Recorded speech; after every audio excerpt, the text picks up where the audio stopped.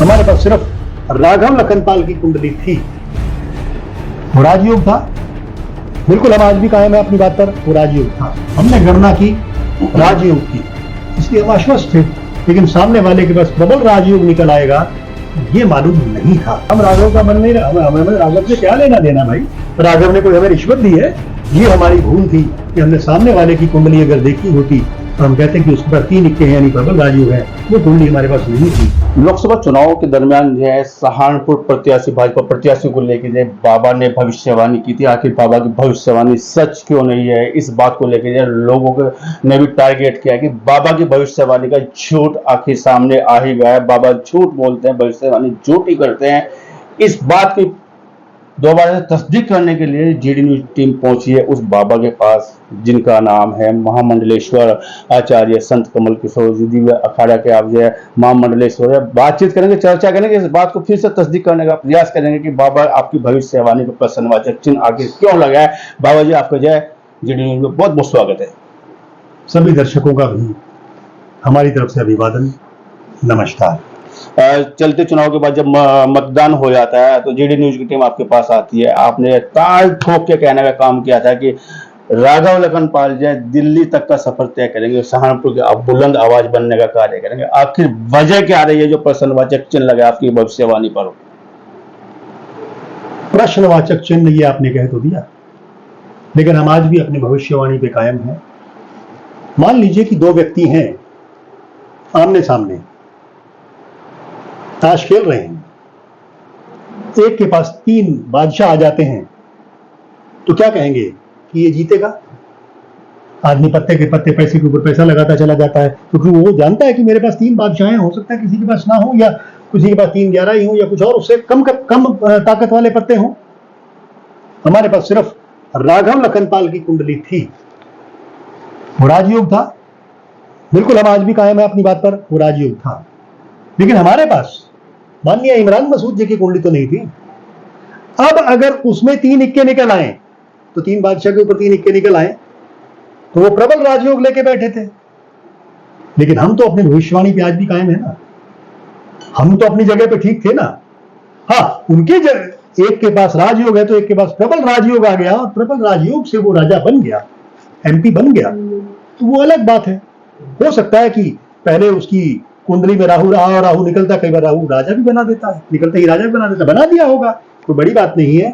ज्योतिष बिल्कुल सत्य है। हो सकता है कि हम गलत हो सकते हैं थोड़ा बहुत, लेकिन ज्योतिष बिल्कुल सत्य है, क्योंकि ज्योतिष एक गणना के ऊपर चलता है, शास्त्रों के ऊपर चलता है, और गणनाएं आज तक कभी गलत नहीं हुई। हमने गणना की राजयोग की, इसलिए हम आश्वस्त थे। लेकिन सामने वाले के पास प्रबल राजयोग निकल आएगा ये मालूम नहीं था, क्योंकि हमारे पास उनकी कुंडली नहीं थी इमरान मसूद जी की। होती तो हम दोनों की टैली करके आपको बता देते कि देखिए ये इमरान मसूद के पास प्रबल राजयोग है, वो जीतेगा, बात खत्म। बाबा झूठी भविष्यवाणी पर तर्क दे रहे हैं। क्या भविष्यवाणी जीत हार को लेकर नहीं की गई थी?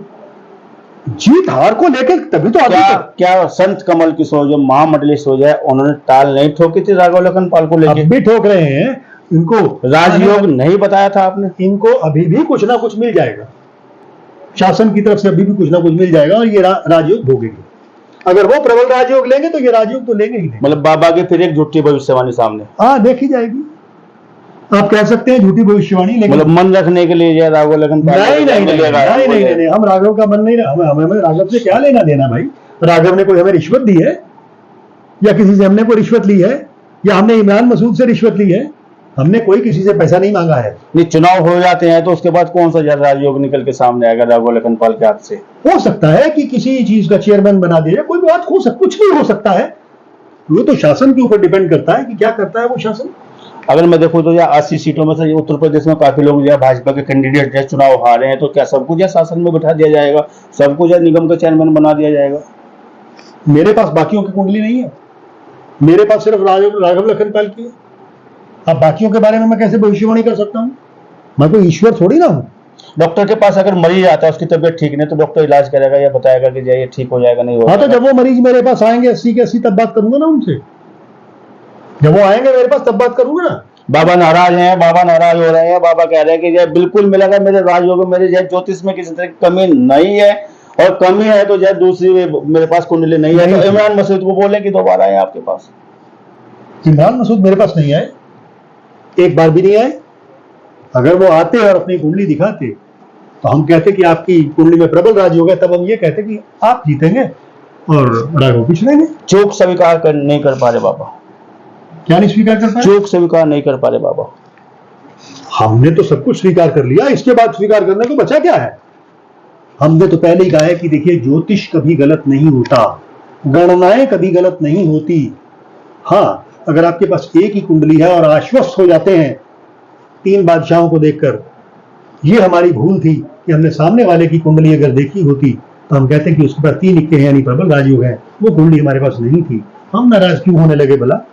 है? शास्त्रों पे हमारा आज भी अटूट विश्वास है, रहेगा, हमेशा रहेगा, बदलेगा नहीं।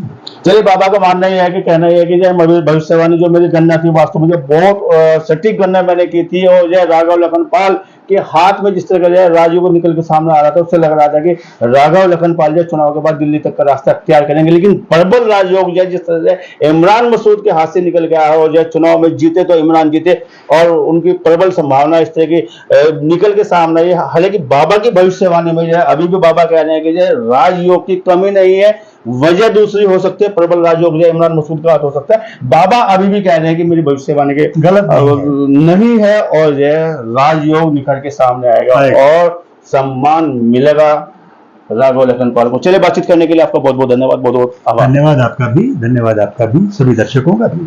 जीडी न्यूज की सभी वीडियोस देखने के लिए यूट्यूब पर सब्सक्राइब कीजिए जीडी न्यूज चैनल को, और फेसबुक पर वीडियोस देखने के लिए जीडी न्यूज चैनल को लाइक और फॉलो करें। धन्यवाद।